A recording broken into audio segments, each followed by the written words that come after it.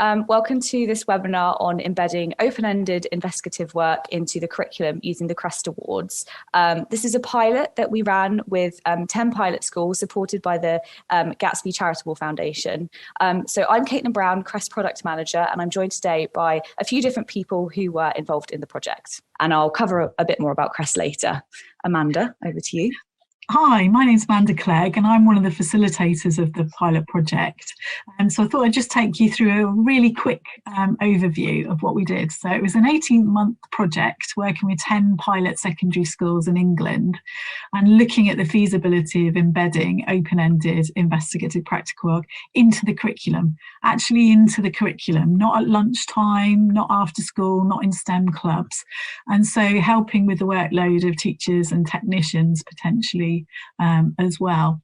And the good bit about it is that, you know, the benchmark 8 of Gatsby's Good Practical Science is all about embedding and students having the opportunity to do open-ended investigative science. So we were looking to see whether that was actually a possibility. So let's meet the rest of the team. So over to Karen. Hello, my name's Karen Collins and I was one of the facilitators as part of the project, and I work very closely with Mandy and with the school leaders. Hello, my name is Amanda Jones. I'm a science teacher at Beaumont School in St Albans, and I ran a CREST Award with my Year 13 students who were studying OCR A-level biology. Thank you. James, would you like to go next? Yeah, hi, I'm James Allen. I'm a secondary school teacher at Helston Community College down here in Cornwall. And I ran a CREST Award with my Year 13 biologists who were studying the AQA course. Thank you. And Nina, how about you? Hello, my name is Nina Heidelman. I'm a teacher at Highland School in Chelmsford, and I carried out the pilot project with my Year 12 students who study the Pearson Btec Applied Science. So I think the best place to start really is why. So why embed open-ended investigative work into the curriculum? And I think if we start with Amanda on this one, Amanda, why do you feel it's important to give students the opportunity to do open-ended investigative work? I think it's really important for them to do this. And I actually found with my students, the fact that I launched them doing the CREST Award meant that they took the investigative skills part of it much more seriously. Now, historically, many of the practicals that we do in secondary school, we're often telling them what they're expecting to find before we even start the practical. So it was really great for them to be able to just do something from scratch. And they had to try and find out what the answer was without being told what they were looking for to start with. So they tried some preliminary work to begin with. So they identified a strategy that they were going to use, they did it, and then I allowed them some time to reflect on it so that they could improve it. And the other thing was, many of the students of my group of 16 chose to actually work independently, and that's probably the first time they've ever worked on a project on their own since they were in secondary school. So they relished, some of them, because they were Year 13, the ability to take control of their whole experiment. Yeah, I remember coming in to see your students, Amanda, and that preliminary work, you know, they were really blown away by doing that and realizing that was so important for them to do, didn't they? They were like filling beakers with water and they were counting bubbles till forever. It was amazing. James, how about you? What can you add? Because you're doing A-level biology as well. So why do you think it's important that students actually incorporate investigative work into the curriculum? Firstly, I could agree wholeheartedly with what Amanda said. I felt the same way, that we were telling them what the results are. And actually, I wanted to really give them an experience of what real, in inverted commas, real life science is like. You know, when I worked in research before I became a teacher, I never did a practical that lasted 40 minutes where I know the outcome. So it's trying to give them this idea that most of science or investigative science is about a longitudinal sort of study where you're planning steps out for an experiment that may last months. You know, when I was doing in my previous life, most of my shortest experiments would last 2 weeks. So to give students that really good idea, this is what science is really, really like. And also as well, from a teaching point of view, it helps equip them with skills that would be useful to them in an examination situation, because a lot of the way the A-level biology is examined particularly is about, here is a set of experimental data, you have to interpret it and try and draw upon the knowledge that you have to answer questions about that experimental situation, which is likely to be really unfamiliar to them. So they need to really understand how practical science really works, how you set it up from the ground up, and what you can, the limitations and sort of strengths of certain types of data are. So by doing it in a longitudinal fashion, I think it really helps equip them with those skills. And I suppose the final thing for me really is, regardless of what they want to do in later life, the last sort of 18 months have been really a good example of this in the UK. We are met with data, particularly huge amounts daily. And you're asking individuals then to make conclusions based on what they're given. And if you can't understand where it's come from, then it makes it really hard to interpret it and form your conclusion. So it's really trying to give students that sort of basis of life skills, really, to hopefully make them successful in the modern world. Yeah, and that was what was really interesting about your project, is you really try to link it to the research so that the girls that were working on it were able to see what real life science looked like, which is really, really interesting. Yeah. Nina, have you got anything to add? Yes, I think compared to the others, I had a slightly different starting point. First of all, I'm quite a new teacher, so luckily I had a lovely colleague by my side, Paulette, who's got much, much more experience than me. And I think for both of us, it was a really eye-opening situation. So for me, it was the first time teaching Btec, so I didn't expect very much, but both of us saw absolutely major improvements, especially compared to how previous year groups have been performing. They became very, very independent and also very creative, because I think a key difference between sort of the Btec students compared to maybe A-level students, that often Btec students don't tend to be as much natural scientists maybe, and they don't tend to have as much experience, because most of our Btec students don't come from the triple science sets, so they might have not done as many experiments before in school and don't really particularly engage with any like clubs outside of school. So for them it was a major difference really, and I think CREST was such a benefit because they had to design everything. They started with nothing and they had to really think about every step so carefully, because as we said, normally we give them a method on a sheet, we give them half an hour. If they don't get an answer, we give it to them, and that's it. So this time it was completely different, because all I gave them was a really broad topic and they had to do everything else. So they had to research all the different things that they were going to do. And also like their practical skills, because it was so much trial and error, I think changed so drastically from the first time when we did sort of the pre-work and they were all completely overwhelmed with trying to work out what they were meant to do, whereas in the end they were really confident and they were doing all the practical stuff almost as if they've never done anything else. And I think this sort of independent work, I think that was a really, really key difference that without CREST we would have never given them, because we normally don't make the time for that. And I think CREST really helped to give that independence to the students. Yeah, and it's about resilience as well, isn't it? Because they showed resilience to work their way through that project and really think about what they were doing. And yeah, it's really nice to see the contrast as well between A-level and Btec, and the fact that it actually works in both examination styles, which is really, really good. It really fits with the Good Practical Science report about giving everybody the chance to really build their science capital, really, everybody getting the opportunity to do it.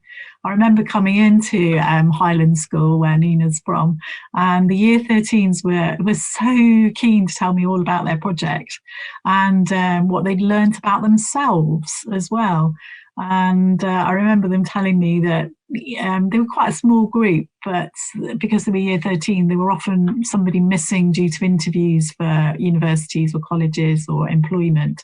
And they had to really keep good records of what they've done so that they could each carry on the practical as they were going on. And the collaborative nature. In fact, I think it was one of yours, Nina, that we were talking about, that somebody that wouldn't talk really and suddenly was coming in with really creative ideas and saying, how about trying this? And that nature of a scientist, really, that we do talk to each other about scientific procedures and techniques. Definitely. So Caitlin, why is CREST such a great vehicle for embedding investigative science work in the curriculum? So I think there's a lot of different reasons why it is such a good vehicle. I think, CREST is very well respected. It's a recognised name. It's recognised by UCAS. And, we've spoken to kind of university admissions officers before about how, project work can be actually really helpful. And we'll pop a link below in the description so that people can read more about that if they want. It's also very well resourced. So we have loads of resources online. You don't have to use our resources, but they're there as kind of a starting point and you can use them if you want to. I think, and this is something that you guys have sort of already mentioned, it provides a framework to follow. There are CREST criteria that you have at each level. And so I think that's really helpful in terms of providing a structure. And then again, just a couple of the other points I think that you've already mentioned, the key thing with CREST is it's relevant, it relates to your everyday life. A key part about CREST is the fact that you have to have that real world context and, owning the problems that you have and the solutions that you find. As you said, it really builds resilience and you don't need to be, sort of incredibly sciencey to take part in CREST, which I think is, again, a really good thing. So, yeah. So Amanda and James, you both extended an A-level required practical, or PAG, didn't you? And it'd be really interesting to hear more specifically about the project and what you actually did. So if we start again with Amanda, could you kind of explain the project that your students actually carried out, or the key question that they started with? The required practical that we did the CREST Award for was PAG 12, and that's based around research skills. So it was linked to how students go about researching things and specifically how they reference the research skills that they have used and how they write that up into a scientific project. So the actual practical wasn't particularly a complicated practical, but I let them just research whatever they wanted to and link it to some sort of real world application that they could think of. Now, it was based around photosynthesis. So the classic experiment is changing the light intensity, but I allowed them to do whatever they wanted in order to change the light intensity. And I even had some trying to change carbon dioxide concentration as well, which of course led to difficulties for them because they had to work out what concentration of carbon dioxide to use, how to make the solution, which a lot of them were chemists, but some of them weren't. So that was quite a challenge for them as well. And after they'd done their research, they then had to devise a practical around the research that they'd done. And some of them were incredibly creative. I had one group who wanted to look at the impact of oil spills on the photosynthesis of plants underwater. So they, first of all, wanted to get some crude oil and spread that on the water and shine a light through it. Unfortunately, we had to prevent that from happening from their risk assessment that they did. But that left them with a problem, so they had to try and solve that problem. And they went shopping and looked at the different oils that they could buy and came back with some toasted sesame seed oil or something, and they used that in their practical. So it was fantastic to see them think of a real world issue and then work out something to solve it and try and get some data, which they did. So that was really useful for them. And it's the creativity, isn't it? I mean, that's what really shines out. It's giving them the opportunity to think around problems and doing a preliminary experiment as well, and seeing that there's a problem with the method and adapting the method. These are all things that we don't normally give students the opportunity to do. And I think that was really, really creative. I mean, particularly creative in your group. James, how about you? How did you adapt a required practical in order to carry out a CREST in the curriculum?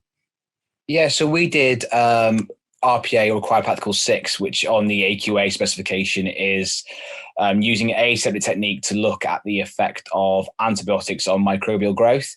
Mm-hmm. And I probably should point out now, actually, I started off quite badly at doing this. A lot of my students were actually triple scientists, and it's a development or a practical they would have done at GCSE. So I said to them, great, this is what we're going to do.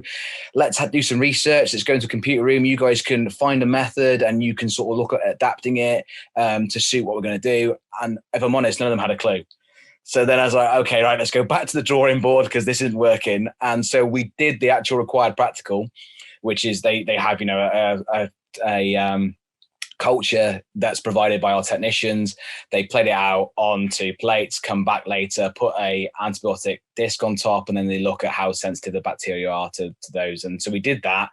And they got some results for that. And then we said, okay, so how can we develop this then? We want to know what the prevalence of antibiotic resistant bacteria are in our local environment. We live in, and the students live in quite a rural area. So we've got sort of quite a lot of farmland surrounds the school, and quite a lot of them are from farming families.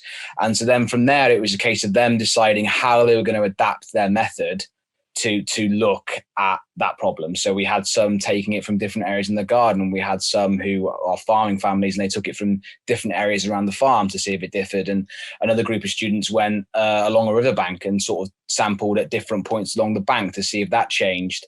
And actually went as far as going, well, we're going to compare the bank to the water to see if we have growth of those.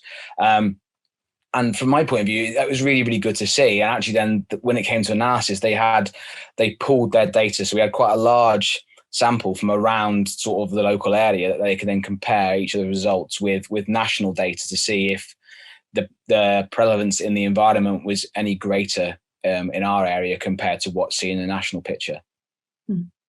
Yeah, which are really, really interesting projects. And again, very research based. So it's a different approach, but, linked to real science that's happening actually in research, which is very interesting.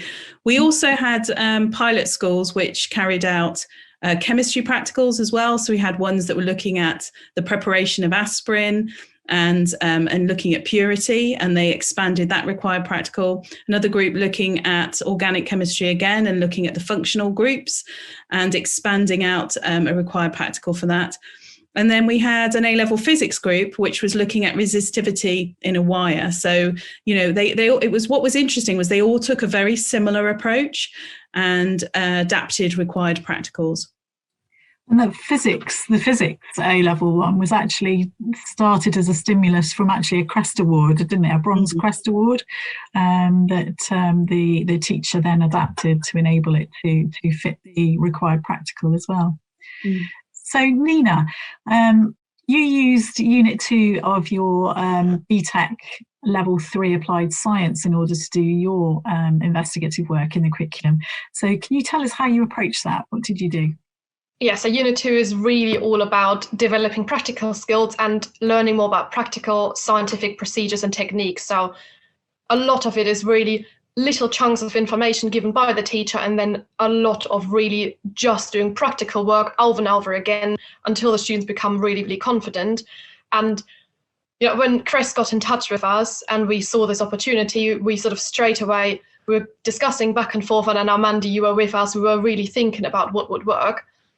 And we looked at the chromatography practical, which is Unit C, and we looked at it and we thought that is actually one that we could use really, really easily. And we sort of started to gain some ideas and looking around it. So what I did was just teach the basics as I normally would, but using the student books, we sort of mixed in all the different CREST bits. So instead of me telling them about the different chromatography techniques, they had to research them and pick out themselves which ones they would think suits the practical best. So what we ended up sort of deciding on was that they looked at the nutritional value of frozen versus fresh spinach. We normally tend to use greens anyway for doing that practical. And also it's been on a Unit 3 exam a few years ago. So we really saw that it would work for the CREST, it would work with Unit 2, and it might also prepare them for the Unit 3 exam. So it ended up being a really, really brilliant opportunity for them. And like everyone else is saying, their research skills changed so much because before they never had to research a practical. They were told what to do, had a list, and got on with it. Whereas this time they had to decide every single step of it. Obviously, myself and Paulette were there to guide them. But actually, like I said, quite surprisingly, they were extremely independent and they didn't really want to take any of our help. They wanted to find those solutions, those answers for themselves. And it was really lovely to see them grow and trialing all the different things, because we kept saying to them, it doesn't matter if it goes wrong. So they were trialing different things and trying different amounts and, trying to find out their own method of how chromatography works really well.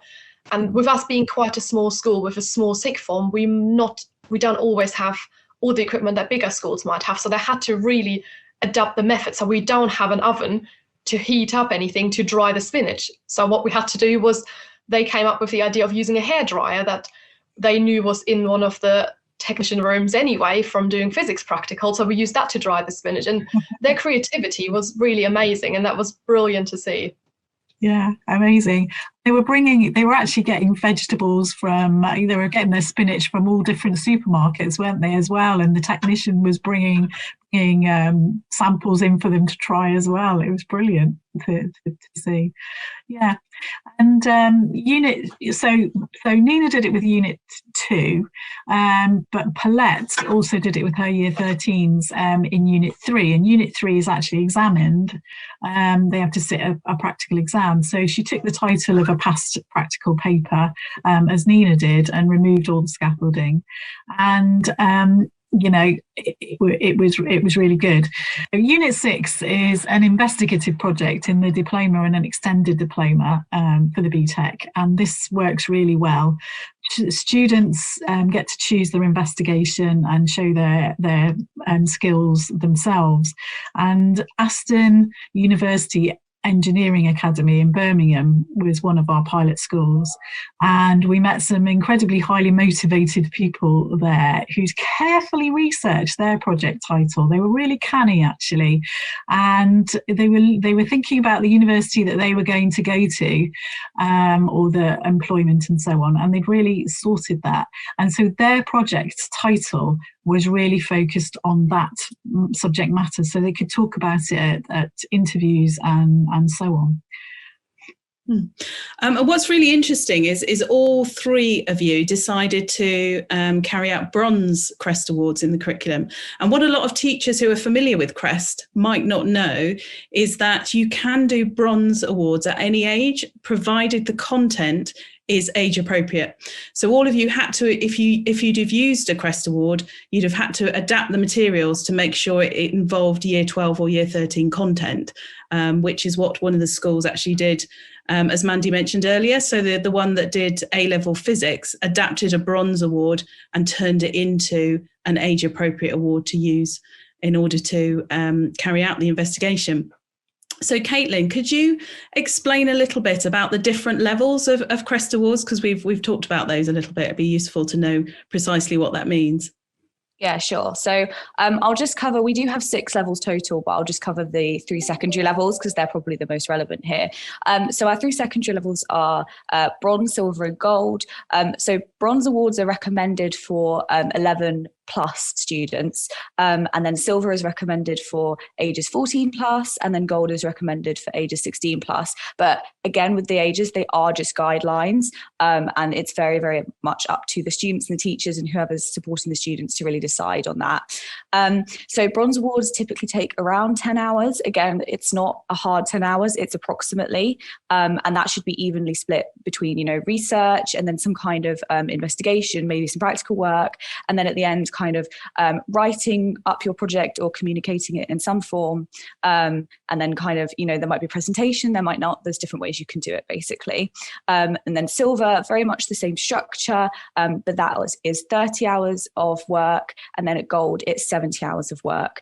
And at bronze level it is assessed by the teacher or whoever's running the CREST award, and then at silver and gold people can submit online using our lovely online platform, and be assessed by our trained assessors who are specialised in different areas, and we kind of direct the projects to the most relevant assessor, essentially. So yeah, that's a very broad overview, and we have 15 criteria, and 11 have to be met to gain the CREST award. Yeah. And some people might be a little bit concerned at the moment, because if you're thinking, in order to do a bronze award, that's going to take 10 hours. But you need to think about, students carrying out research independently counts towards that. Any kind of teaching of content. So if you're teaching skills, for example, that they're going to need, that all counts as part of those 10 hours. And doing the required practical element of it counts as part of the 10 hours. So actually, it's not as difficult to integrate it into the curriculum as some people might assume when they first hear about the number of hours. And I should add as well, actually, that there's no deadline. So you can do 10 hours over a whole year if you need to. It's very, very flexible, and, you can do it however works for you. Yeah. Because Amanda, you taught some skills that you felt your students really needed before you did your investigative project, didn't you? Yes, I did, because we were looking at the PAG 12, which is to do with research skills, one of the criteria that we need to fill for that practical is that they can cite references. Now, some of my students I know had done that before, so some of the psychology students I knew were able to do that, but other students doing maybe more mathematical based subjects may not have come across that before. So I decided that I needed to spend a lesson, 45 minutes, teaching them how to do referencing, and I counted that in the 10 hours for the 10 hours in the CREST award. Thinking about people that we need to onboard to make the project a success, was there anybody else that in your school that you needed to talk about and persuade them, perhaps? So James, how about you? Yeah, I had to get my partner teacher on board. So we share the A level in our school is taught by two teachers, myself and another teacher, Meg Taylor. And I had to get her on board because in order to make it work, really, I had to sort of resequence our teaching order to make sure I could do a practical, which was going to probably take a couple of months to run to completion, into the actual, built the time into my teaching, as well as the skills that I need to teach them in order to be successful. So if she hadn't been on board, then it would have been sunk straight away, to be honest with you. But she was very, very luckily allowed me to do that and humours me with things like this. So it was quite a success. Yeah. Oh, brilliant. Excellent. How about you, Amanda? I thought it was very important to get my technician on board at school. The students obviously had created their own experiments, so it wasn't like I could give him an exact list, with 2 weeks notice of what was going to be required. So he had to be quite flexible, and luckily he was. There also were quite a few last minute changes. So we started to do something and then students found it went wrong, or we needed more chemicals, and he was very much on board in helping us to do that. So my advice would be definitely speak to your technician with plenty of time so that you can warn them that these kind of requests might come in. Yeah, and he was quite amused by trying to stain oil, wasn't he, with ink and things like that. Yes. So I mean, he comes from a research background as well, so he was used to trial and error and trying different things. So that was good for him as well. Yeah. But I can imagine if technicians weren't quite as keen, you might have a few barriers that you might have to build some bridges for before you start your practical work. Yeah. Oh, thank you. And Nina, how about you? Who did you need to get on board? Well, I mean, funnily enough, I was the teacher that James mentioned that he needed to get on board. So I was an NQT last year, and first time teaching Btec, I had no experience whatsoever. So I never taught sixth form, not been to school in the UK, so I had no idea what sixth form was about. And I was very much, this is what it says in the scheme of work, that's what we're going to do, and that's it. There is no way that anything can change. We do it lesson by lesson, the exact order, and to have to swap topics about, give students freedom was quite scary, because I quite like in the lower years where you're a bit in control of the classroom and you stop everything when something goes wrong. So giving the students that freedom to experiment around, to choose their own methods, techniques, to decide what random equipment they want to use, that was quite daunting in the beginning, I have to say. And once I taught them the basic and let them go, I was sat there and stood and looked over their shoulder at all times, just panicking that something could be going wrong and we could all mess everything up. And I was really surprised, to be honest. I was absolutely amazed to see how confident they suddenly were and how many ideas they had. Like Mandy mentioned earlier, I had a student before who, as much as she was a lovely girl, she would come to the lesson, she would do her work and she would leave. She would not interact with anyone, not with me, not with other students. Just sort of sat there, do her bit and go home. And suddenly she started speaking. She got so involved. You could really see how this bit of freedom that she was given changed her personality quite a lot. And maybe she needed that sort of being pushed into the cold water a bit and having to be independent to do that. And I have to say, for my class and also for Paulette's class, we saw an incredible amount of teamwork going on. Before, they were doing a lot of it independently because they have to do their own write-ups. They don't tend to be interacting as much when they do practicals. And in this one, there was so much collaborative work. They were constantly talking to each other. They were talking to each other outside of the lesson all the time about the practicals. And I think that was really exciting. So I think getting that partner teacher on board, as hard as it is, definitely helps, because I think one of us on our own, we could have not done it. but both of us doing it together, even though with different classes, I think that was a really, really key strength for us. Yeah, brilliant. You were amazing, Nina. You were amazing. So Can I just say something? Can I just say something about that? It was really interesting to hear Nina say that she was like looking over their shoulders to see whether things were going wrong. And one thing I found quite refreshing was to be able to let things go wrong, and then if it went wrong, they had to sort it out themselves. It wasn't my responsibility. They had to think, oh well, I can't count that number of bubbles in the photosynthesis, or how am I going to stop background light? And it was them coming up with the solutions themselves. Amazing. James, have you anything to add about that? I know when I used to do investigative practical work, I used to feel a little bit like a spare part as well in the classroom sometimes. I mean, it's quite refreshing, really, because A-level biology is so content-driven. Actually, it is quite nice to be able to take the break and go, actually, it's completely over to you now and on you. This is your baby. You run with it, and actually be able to sit back and see them develop what I think is a really important skill set, to be honest with you. So, I find it quite refreshing and quite enjoyable. Yeah. Brilliant. So some of our other pilot schools found that they needed to persuade if they were doing it with Key Stage 5, they needed to persuade the head of Sixth Form, the Epq Coordinator, because some of our other pilot schools did Gold Award and also jointly did an EPQ as well. So they needed to work with the Epq Coordinator there. Getting mentors, perhaps like STEM ambassadors or universities involved. One of the schools, the students were actually making their own colorimeter to make the aspirin, and so they were hoping to get it calibrated by the university, so they had to get them on board with things like that. SLT as well sometimes want to know, what's going on and why aren't you doing what the traditional scheme of work, as Nina was saying, why is that not happening? Technicians we've talked about, and sometimes the students themselves, in actual fact, getting on board with that, so on. Yeah, so we found in a couple of our pilot schools, some of the students were a little bit reluctant to move away from the specification because they were quite independent in that they knew what was on the exam and they knew what was, in the specification. And it was kind of like, how is this going to contribute to my exam? And it was about explaining to them about the skills that they were developing and how it was going to help them later on when they were applying for their university places and things like that, and how it developed them as a more rounded scientist rather than just literally ticking off things on the specification. So that was really good. So top tips then. What advice would you have for people who are actually, looking to maybe do this in the classroom? So I think if we start with Nina for this one, what would your top tips be?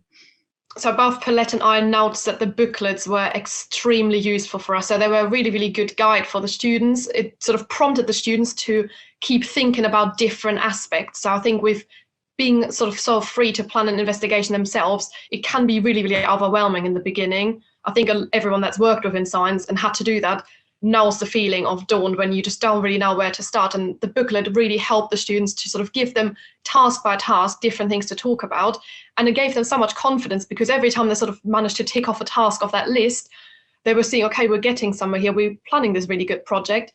And I think it's really key to introduce that straight away, the first lesson, and really focus on using that the whole way through. Yeah, definitely.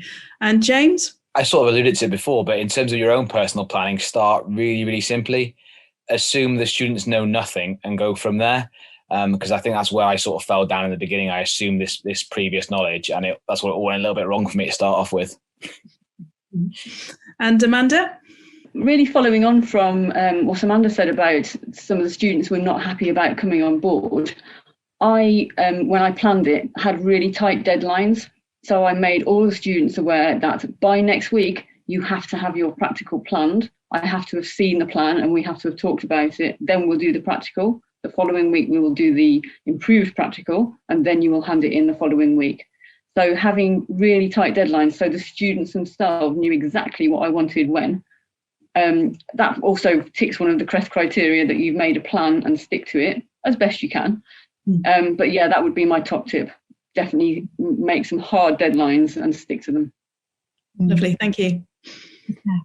So the key question then, and James has sort of answered it a little bit, but see what he comes up with this time. So what would you all do differently next time? What might you say to teachers that were nervous about doing it, or that it's too difficult to do an open-ended investigative piece of work? So James, what would you say? Firstly, I would say definitely do it. I feel from my own point of view, it's changed my teaching for the better, certainly at A level, being involved in this. I'm already thinking about how I can work it in, possibly not this year because of the way the world currently is, but certainly going ahead to next academic year, how I can work it in from my year 12s and even lower classes. I would sort of say that to start off with, really think about, or personally, I'm going to sort of think about the practicals I do with my students in much more detail, as opposed to just the required ones, in terms of, right, what skills they need to be able to do this longitudinal investigation, what practicals can I do with them that they may be familiar with and are a bit simpler, that help to start to develop those skills and build them up. So when we come to do the investigative work, they've already got that base skill set to start off with. It's about sequencing procedural knowledge, isn't it, basically? And Mandy and I have been talking about this quite a lot, haven't we? We have recently. Exactly. Yeah. So that you're sort of creating mini experts in the room, really, before you get to the point where they need to draw upon that. Yeah, and being able to use it for your required practicals, if you can build it in before then, it makes it much more simpler to do. So Amanda, how about you? What might you do differently next time, or what might you say to people who are not keen on doing this? Well, I think I would say don't be scared to use teaching time to actually do something for the practical. So like I said before, I had to teach them the referencing skills. So I would definitely spend more time doing that, because that's what some of them struggled with. And that's certainly a skill they can take with them into other practicals that are needed for the OCR specification. Thank you. And Nina, how about you? What would you do differently next time? Yeah, so like I said earlier, within the Btec, we were at the beginning quite concerned where we could fit it in, and actually looking at the whole scheme of learning now, we can see pretty much opportunities within all of the practical units. So it fits into the Unit 2, Unit 3, as well as Unit 8 really well, to be honest. So anyone else that's doing a Btec and doesn't see an opportunity, there is opportunities all along. And planning it into the scheme of learning will mean that we have plenty of time, especially in a school where you might not have as many science lessons as other schools. And what we really noticed, and this is something that we've now started to change for this year as well, that spending extra time in Unit 2 will improve the outcomes for Unit 3. Because the more time we can give them to be independent, to think about the methods, think about all the different variables, the better their skills will be at Unit 3, because those skills, they can apply to any other practical as well. So spending those extra 10 hours that we might have done in Unit 2 was incredibly useful and saved us probably that exact amount of time in Unit 3 anyway.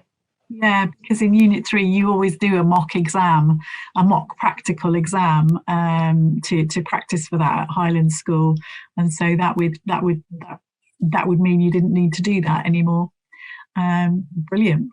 One of the other things that I would probably say, and I did talk to some of the pilot schools that I was working with, was about making sure that you are really familiar with the criteria before you get too far into it, because I think, Nina, we had a conversation, didn't we, about the application to the wider world and bringing that in, and that was something to sort of think about right from the beginning as well. Thanks so much, everyone, for joining this webinar. So thank you to Karen and Amanda for facilitating the project. And thank you, Nina and James and Amanda, for actually taking part, and to all of the other pilot schools. And thank you to the Gatsby Foundation for supporting this project. We will pop information below about how you can learn more about the guidance pack. And yeah, thank you very much for listening to this webinar. And I hope it's been really helpful. And if you want to take part in doing CREST curriculum, then definitely check out the guidance pack.